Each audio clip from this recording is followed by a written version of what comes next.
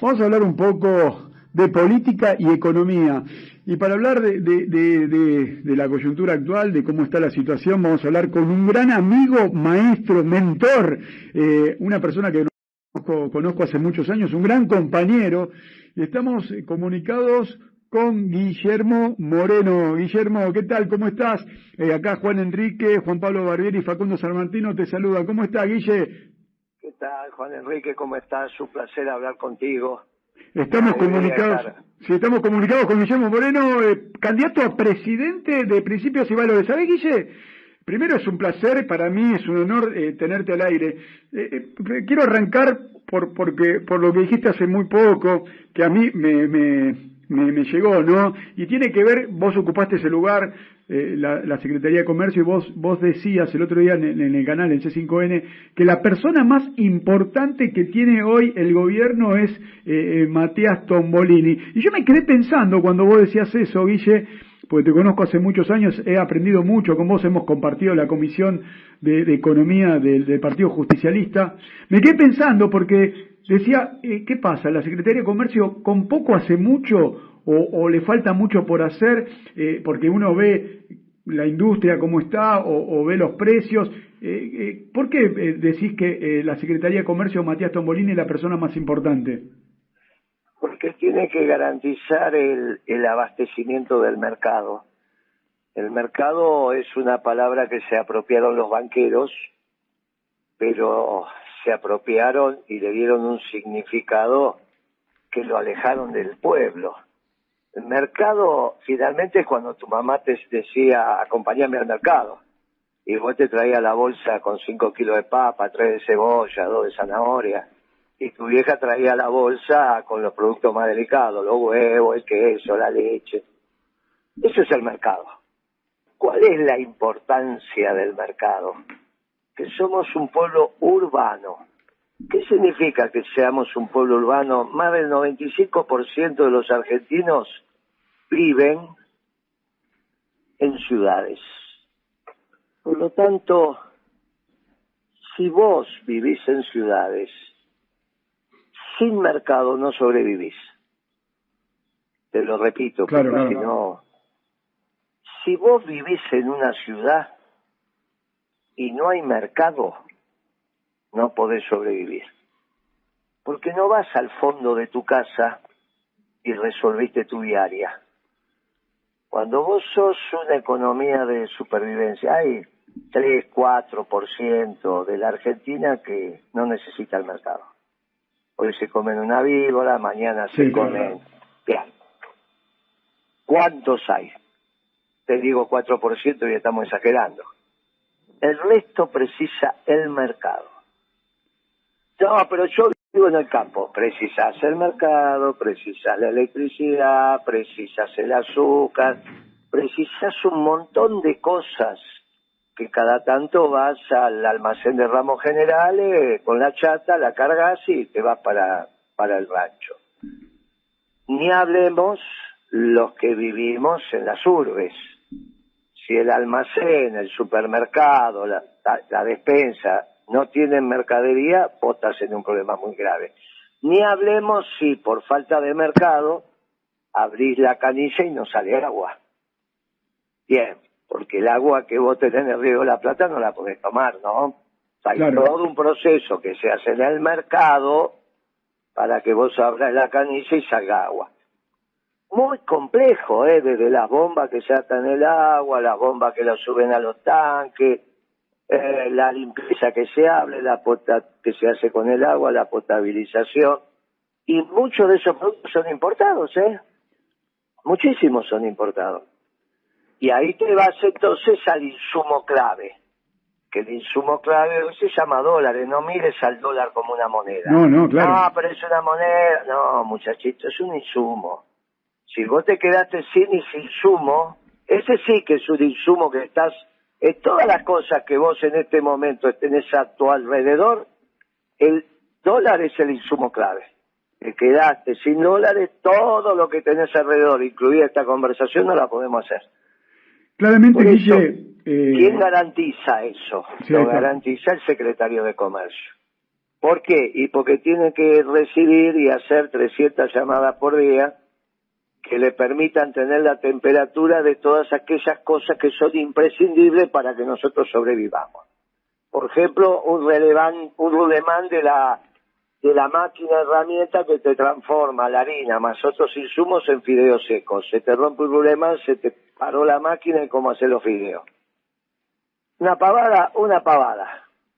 Pero resulta que esos rulemanes son a pedido. Entonces vos lo tenés que pedir, por ahí te lo cobran, viste, el 50% cuando haces el pedido anticipado y el 50% cuando despachan la mercadería. Si no están los dólares. Viste que hoy salió un comunicado de Flybondi que ya hay un par de aviones que no pueden volar. Sí, sí. Y si vos te tenías que ir a operar a Mendoza y tenías el turno, viste que hay una clínica muy importante. De ojos, sí, sí. Bueno, y si vos tenías el turno, y si ya lo habías pagado, suponete que la pagaste. No, mire, tenemos pago anticipado, tanto, vos lo pagaste y que perdiste el turno. ¿A qué le hace? Y si la operación era muy compleja y tiene vencimiento y no puede esperar. No, por eso, el problema del gobierno que no tiene idea de lo que está pasando. Mira, esto que nosotros estamos conversando y que es sentido común, ellos no lo hablan. Por eso uno se los tiene que decir. Ahora, uno cuando mira la fragilidad, porque la palabra es fragilidad, hay pocos dólares, y ¿sabés qué?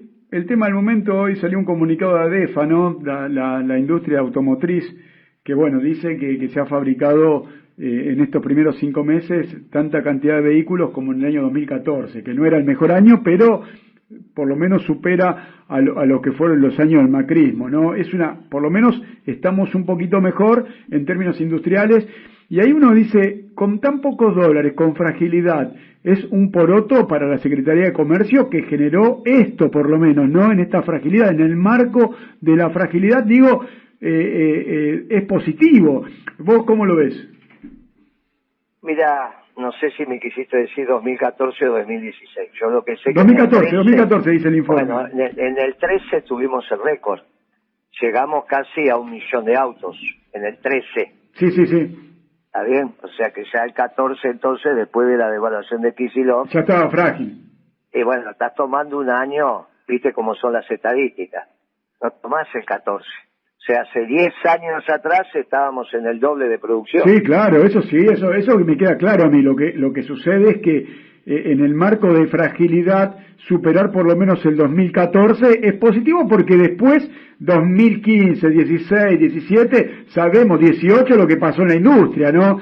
Sabemos lo que pasó en términos industriales. Hoy, digo, por lo menos, estamos a niveles del 2014. Sabemos que en 2013 la industria automotriz, uno dice, bueno, la industria automotriz, Argentina tiene terminales y exporta vehículos. Por lo menos, yo digo, vamos en un sentido, y sobre todo administrando fragilidad. A eso me refiero, Guillermo. Claro, lo que pasa es que nunca estuviste tan frágil como ahora, ¿no? Esta es una situación de fragilidad, sí, claro, que es la palabra que vos utilizás, que nunca estuvimos así, nunca. Sí, claro.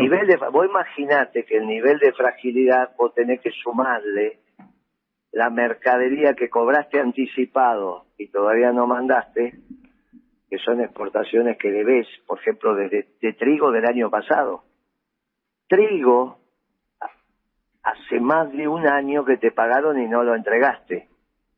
Pero a su vez tenés mercadería que entró que no pagaste. O sea, hay mercadería que cobraste y no mandaste, y hay mercadería que entró y no pagaste. Cuando vos sumás todo eso, estás en el orden de los 15.000 millones de dólares. O sea que si vos a las reservas brutas que tiene el Banco Central le descontás los 15.000 millones de dólares, estás en 33.000. Menos 15.000, imagínate que son 18.000. Si a eso le sacás los encajes de los argentinos y le sacás lo que te queda del swap con China, el negativo es bravo, ¿eh? Sí, claro. Pero a su vez, nunca un negocio se queda con 0 caja. Siempre tenés que tener algo. Vos sos contadores, eso lo sabés. Claro, hay un flujo, claro, como vos decís, claro, hay un flujo. Siempre tenés que tener algo. y esto ya te lo digo, cuando yo estudiaba, el buen nombre de negocios que administraba el Banco Central, la recomendación era que por lo menos tenía que tener 3 meses de pago contado de importaciones del país. Ese era el mínimo de reservas que tenías que tener. ¿Para qué tenías reserva? ¿Para la moneda? No. Tenías la reserva porque siempre pueden pasar cosas en el mundo y vos tenés que tener 3 meses de reserva para pago contado. Hoy serían, no sé, una importación mínima. 6.000 millones por mes tenés hoy, Guillermo. No, 6.000. no, bueno, por eso no, eso es no es necesario. Eso. Bueno. Ponerle que sean 3.500, 4.000, mínimo, minimorum. 10.000 millones tenés que tener. 10.000 millones tenés que tener, 11.000 millones, o sea, que también lo tenés que poner ahí.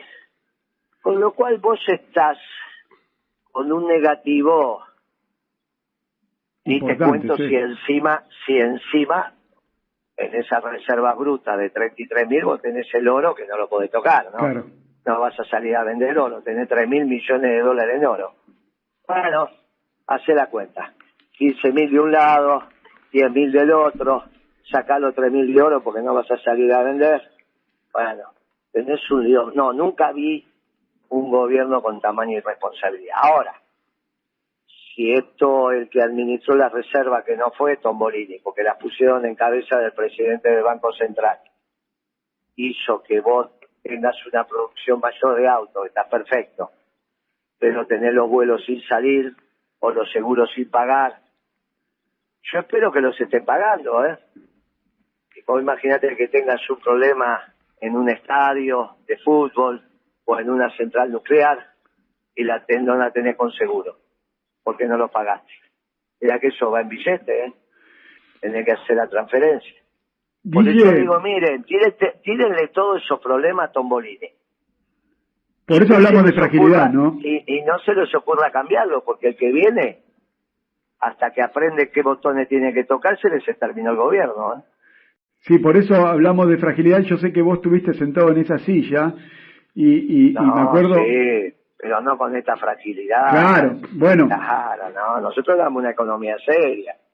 Yo lo que quiero es manifestar, por ahí comparando el informe de ADEFA, en la fragilidad que todavía se mantenga este nivel de industria. Guille, y vos con un gobierno peronista, ¿cómo cambias este flujo para que exista esa reserva de pago contado de importaciones?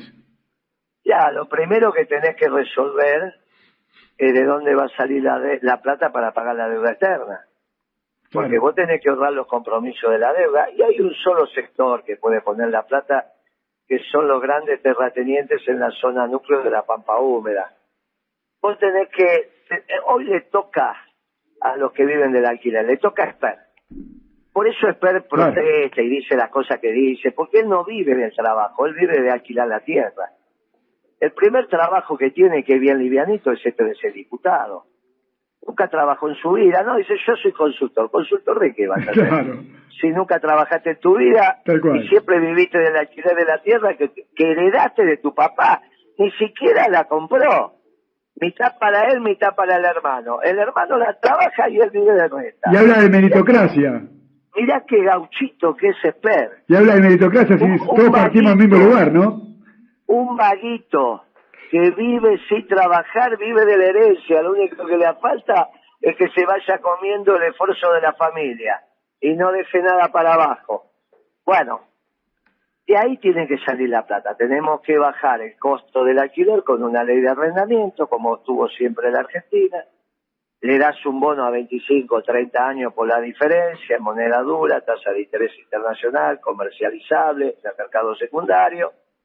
Por los alquileres que cobran ahora y los que van a cobrar después, la diferencia, porque va a ir a la baja, rápidamente a la baja y de un importe importante, muy importante la baja del alquiler que van a tener los productores.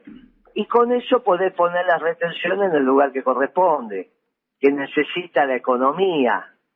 Y te haces de 8.000, 10.000 millones de dólares para honrar los compromisos externos.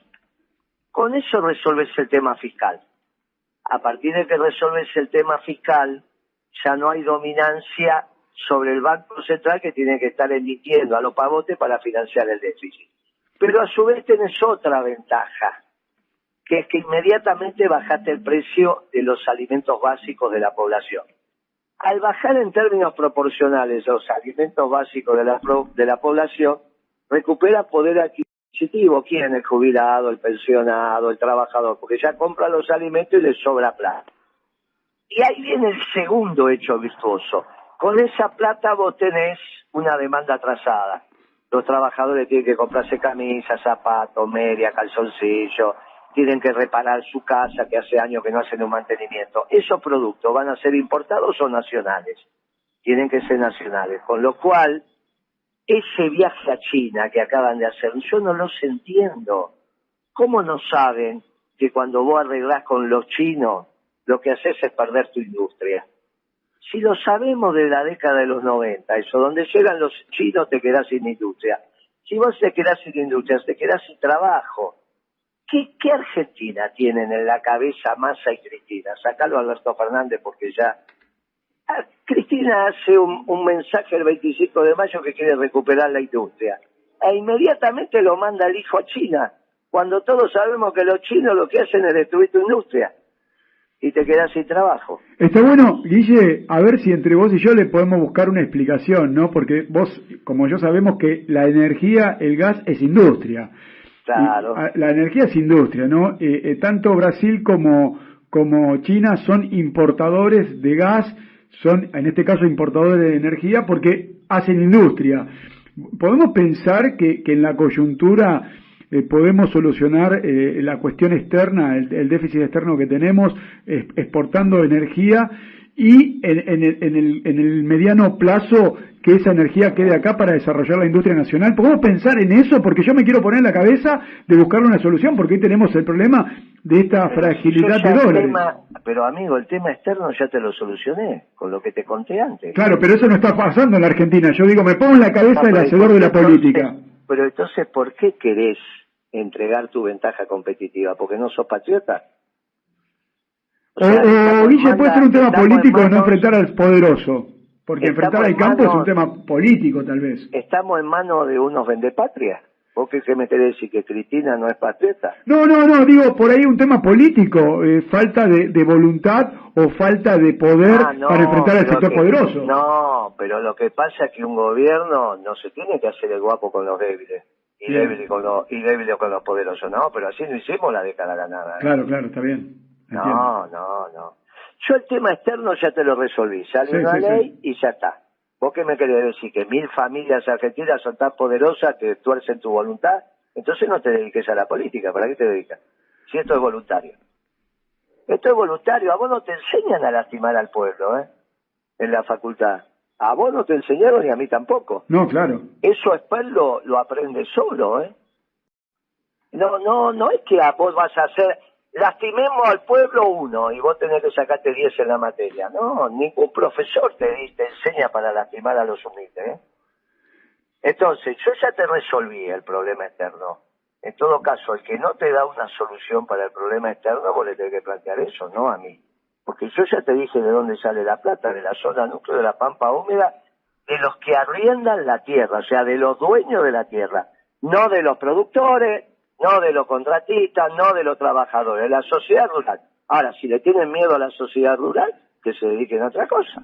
Sí, yo no les tengo miedo, Yo no les tengo miedo. Soy candidato a presidente, no les tengo miedo. Sí, bueno, no les tengo miedo a ellos, no les tengo miedo a los muchachos del Paco que están en Nordelta, porque vos, como yo, sabemos que ahí arranca la cosa. Sí, claro. No en la Villa 1-11-14, ¿no? Arranca en Nordelta. Ahora, si Patricia Bullrich lo que le gusta es disfrazarse de gendarme, ir a la villa porque piensa que con eso ahí, no sé, bueno, será muy efectista, pero no soluciona el problema. Vos solucionás el problema del Paco yendo a Nordelta, porque vos sabés que están todos concentraditos ahí. No digo que todo Nordelta se vive del Paco, estoy diciendo, los muchachos... La ruta del dinero, la ruta del dinero, Guille. La ruta del dinero, claro. No, la ruta, ¿qué es la ruta del dinero? La ruta de la tranza del Paco. Ahí están los muchachos del Paco. Claro. Ahí están los grandes. Claro, los grandes. A eso me refiero con la ruta del dinero, claro. No, pero ¿qué ruta del dinero? Esa es la vuelta. Yo te estoy donde se hablando de la blanquea. vida. Donde se blanquea, digamos, también. No, querido, no. Yo te estoy diciendo donde se produce. Apa, eso lo desconozco. No, vos lo desconocés, pero yo te digo... No digo que no sea verdad, digo que yo no lo he visto, por eso. Si investigás un poquito, ¿sabes? ¿Dónde estaba la esposa de Gaviria, de Escobar Gaviria? ¿Dónde vivía? Vivían ahí, sí, es verdad, vivían ahí. ¿Viste que investigás un poquitito? Sí, y que de casualidad se fue a vivir ahí, justo agarró el prospecto que le mandó el que desarrolló Nordelta. Justo el que se dedica al arte. Justo claro, el arte, el arte tiene que ver con eso. Tiene un museo que se dedica al arte. Sí, justo, sí, es verdad. Generalmente el blanqueo y el traslado tiene que ver con casualidad, eso. No digo, yo no puedo acusar a nadie porque no tengo pruebas, pero bueno, sé que es así. Pero si no estás acusando a nadie. No, digo, sé que es así, sí, yo sé que tenés razón, sé que es así. Pero mirá qué casualidad. Hacemos Nordelta. Ahí están los muchachos del Paco y a su vez yo me dedico a administrar un museo, a crear un museo de obras de arte, que nunca sabemos, vos no vas a hacer el costo de una obra de arte, ¿no? Para saber cuál es la tasa de ganancia, ¿no? Vos sos contador, esto lo sabés. Sí, y de hecho, hace poquito la Administración Federal de Ingresos Públicos detectó que se fueron de la República Argentina 5.000 millones de dólares en obras de arte Van Gogh, que quedaron como exportaciones temporarias y no volvieron más. Lo detectó la Administración Federal, que tiene que ver, soy seguro que tiene que ver con lo que vos estás diciendo ahora. Pero claro, pero si esto lo sabemos todos. Lo único que tenemos que hacer es poner las piezas del rompecabezas donde van. Y esto se resuelve sin lastimar al pueblo. Ni Patricia Bullrich, ni Esper, ni Larreta, ni López Murphy no sé, porque es una persona que yo valoro. Valoro su honestidad intelectual. Puedo no estar de acuerdo con él, pero valoro su honestidad intelectual. Él me dijo una vez a mí, yo no soy irigoyenista, yo soy alvearista. Y le digo, bueno, al fin alguien que se planta ante la sociedad diciendo lo que es. Y está bien, a mí me parece que esa honestidad intelectual hay que valorarla. Por eso a López Murphy lo dejo aparte de este tema. Pero a Patricia Bullrich, a Larreta, a Esper, ¿no? Porque ellos lo saben tanto como yo, si leemos los mismos diarios, tenemos las mismas reuniones, estudiamos las mismas facultades, o parecidas. O sea, yo me entero y ellos no, o se hacen los tontos, o no hablan con nadie. Vamos, che. Guille, ¿sabés que me quedo con el tema? Vos me estás solucionando el sector externo, pero vos pensás que no van a gritar estos muchachos, los dueños de La Pampa. Que griten, son 1000. Pero van a gritar, ¿viste? Manejan medios. Ahí, decime algo con los medios, con la gente, la cabeza de la gente. Ellos manejan eso, vos sabés, Guille, que eso es así. O sea que sí, porque tenemos... No digo que no sea posible, te digo que en el momento que griten, ¿qué herramientas tenés vos para, muchachos, ustedes no me griten más? ¿Cómo? Y con las que tuvimos la década ganada, sino como... Bueno, vos repasarlas. Y era muy fácil. Vos sacás una ley de arrendamiento que es de cumplimiento obligatorio como toda ley. ¿Sabés cuándo se hizo la primera ley de arrendamiento en la Argentina? No, ¿qué año fue? En el grito de Alcorta, a principios del siglo XX. Principios del siglo XX. Más, ahora tenés una ley de arrendamiento, ¿no se aplica? Mira, comparto con vos esto, ¿sabés por qué? Recién repasaba en una editorial que hice la ley de enfiteusis de allá de Rivadavia, que tuvo que ver con esto. 538 familias se repartieron 8,5 millones de hectáreas de la zona más rica de la República Argentina, son los Anchorena, los Bécaro Varela, que hoy hablan de meritocracia. Por eso comparto todo lo que estás diciendo. Eso vino después de Caseros, ¿eh?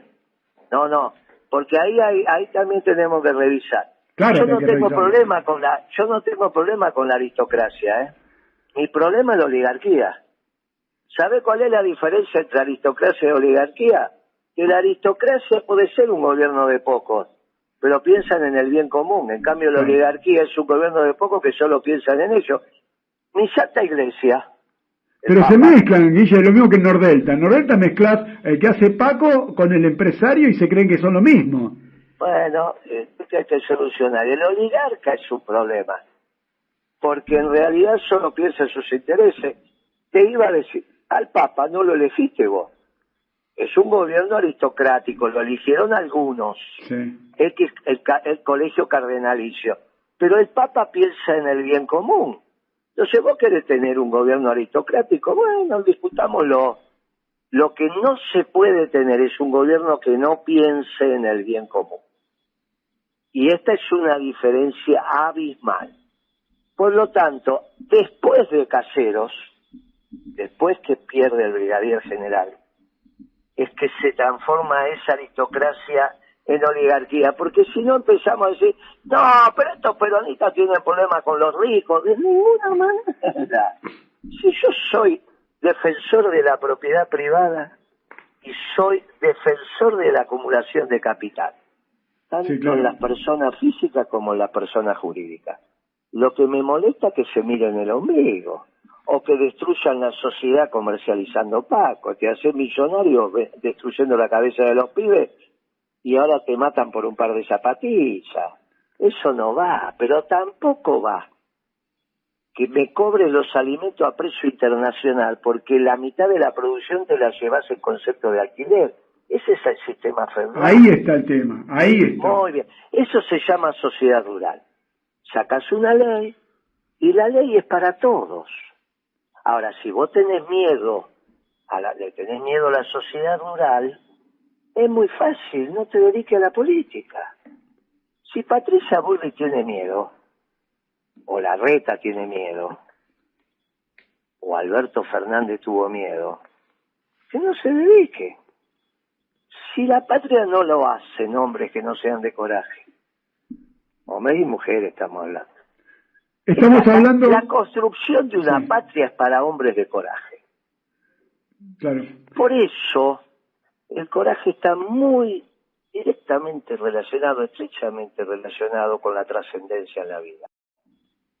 Si vos pensás que porque te matan se terminó todo lo tuyo, bueno, cuidarás tu vida.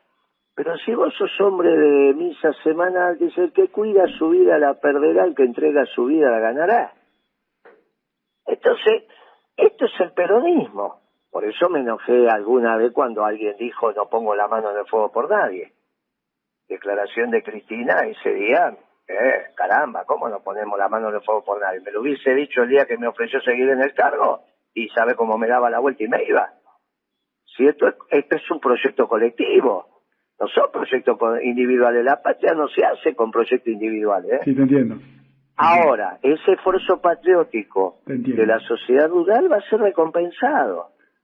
Y tienen la posibilidad de dejar de ser oligarcas y ser aristócratas. Si nadie les molesta, no nos molesta a nosotros. Ahora, lo que no tiene sentido es que la leche está cara porque vos te llevas la mitad de la producción. El concepto de alquiler. Entonces, el tipo que trabaja con la mitad tiene que pagar tu mitad. Mira qué gauchito. Pero mira qué gauchito. Ese se llama sistema feudal, no capitalismo. El peronismo es capitalista. Es el capitalismo moderno, con una distribución justa del ingreso, como corresponde. Los marxistas atentan contra el derecho de propiedad. Nosotros los peronistas no atentamos contra el derecho de propiedad. No tenemos ningún problema con el derecho de propiedad. Entonces, ahora, lo que no puede ser que ese derecho de propiedad hace que la mitad de la población sea pobre, porque eso no es justo. Eso no es justo, de ninguna manera, eso no es justo. Por eso somos justicialistas, para que tengamos una justa distribución del ingreso, y la justa distribución del ingreso comienza con el precio de los alimentos.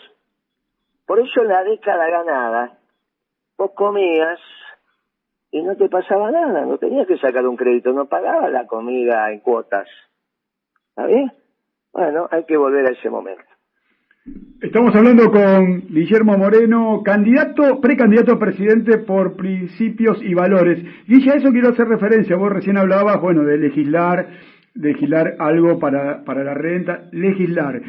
¿Cómo te ves en este contexto, en esta coyuntura electoral? ¿Cómo ves el partido? ¿Cómo ves ganar y llegar a tener las mayorías para poder legislar lo que hablamos que necesitamos legislar?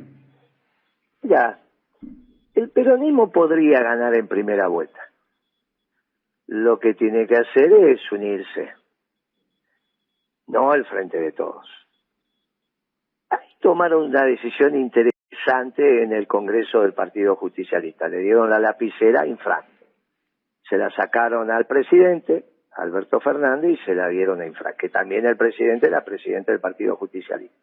Lo cual era un mamarracho, porque un socialdemócrata no puede ser presidente de un partido clásico como el peronismo. ¿Está bien? Sí, claro. ¿Viste la declaración de Lustó el otro día? Déjame hacer un paréntesis. ¿Lo escuchaste el fin de semana? Sí. ¿Viste que le dicen, en ese reportaje que le hicieron en ese medio que vos a veces escribís, que es un medio online bien interesante, sí. Le preguntó un pibe, pero dígame, Lustó, ¿usted quiere ser jefe de gobierno y se saca fotos en la vía pública teniendo ahí acciones sexuales? Una joven se lo preguntó. Sí. Y entonces él dice, no, bueno, cuando las relaciones sexuales son consentidas entre adultos, son consentidas entre adultos y punto, no hay nada más que hablar. Bueno, inmediatamente agrega, y aparte, te aclaro una cosa, yo estoy enamorado de mi mujer hoy, mañana no sé. Mirá qué gauchito, Lustó. O sea, hoy hace una familia y mañana la rompe y hace otra y así sucesivamente. Mirá qué relaciones permanentes. ¿Qué podés esperar por el resto, no? Pero imagínate vos las mujeres que lo están escuchando y los varones que lo estamos escuchando. Claro. Pero imagínate cómo educás a tus hijos. Vos tenés tu hija mujer y decís, no, nena, pero vos estás enamorada hoy, mañana te enamorás de otro, pasado de otro, pasado de otro. ¿Qué relaciones estables que construyen? Son estos chicos posmodernos, socialdemócratas, igual que Alberto Fernández. Muy bien. Nosotros, si ahora le sacaron la lapicera a este chico posmoderno y se la dieron a un clásico como Infran, si ese hombre clásico doctrinario, que es un gobernador querido por todo el peronismo estoy diciendo, convoca a todos los peronistas y armamos una fórmula por consenso, o si no nos podemos poner de acuerdo por unas pasos competitivos que el pueblo elija, y Cristina, en vez de sacar ese dedo mágico diciendo es mi candidato, todas esas cosas que ya le salieron mal, dice voy a acompañar la fórmula que elijan los compañeros y las compañeras, ganamos en primera vuelta. Porque vos te imaginás que la pandilla de Macri, porque ni siquiera ahora es Macri y su pandilla, porque antes era Macri y su pandilla, ahora Macri no está, quedó nada más que la pandilla, puede ser opción. El hambre presente no lo resolvé con el hambre reciente. Esto está mal, ya se sabe que Larreta y Patricia Bullrich hambrearon al pueblo. Ahora este es peor y hace que esos dos muchachos y muchachas sean competitivos, junto a Milei y demás. Bueno, ahora, si vos haces una campaña como corresponde, diciendo vamos a volver a un peronismo doctrinario, lo que se hicieron la década ganada, que cada vez que gobernó el peronismo la gente no tenía que sacar un crédito para comer un asado, vos vas a ver cómo el pueblo te va a dar la derecha de vuelta. ¿Hay tiempo para eso, Guille, para generar eso y hacer una unidad? ¿Hay tiempo? Sí, los frentes se arman el 14, ahora. Y las listas el 24, tenés tiempo de sobra. ¿Vos estás teniendo diálogo como para generar eso, así como...? No, son públicos. Este programa, te imaginas, sí, claro, que los de Nordelta los van a escuchar. Sí, no, sí. Estoy convencido que sí, me ha pasado que lo han escuchado, sí. La sociedad rural lo va a escuchar. Sí, claro que sí. El gobierno lo va a escuchar. Entonces, los diálogos los tenemos. Es obvio que los tenemos. Públicos o privados, pero es obvio que los tenemos. Y esta es la solución para darle una esperanza al pueblo. Una esperanza que está basada en una realidad de cómo gobernamos a principios de este siglo.